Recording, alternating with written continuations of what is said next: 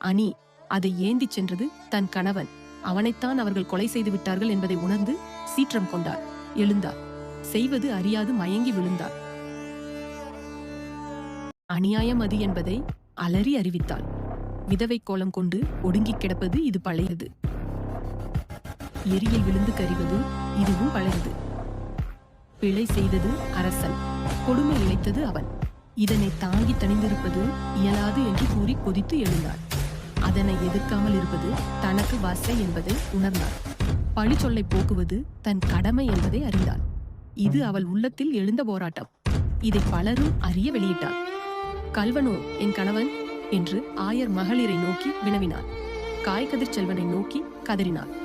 அநியாயம் இழைத்த இந்த ஊர் அழியும், எரி எழுந்து ஊரை எரிக்கும் என்று ஒரு தெய்வ குரல் எதிர் ஒலித்தது. அது அவளுக்கு ஊக்கத்தை தந்தது, செயல்படுத்தியது.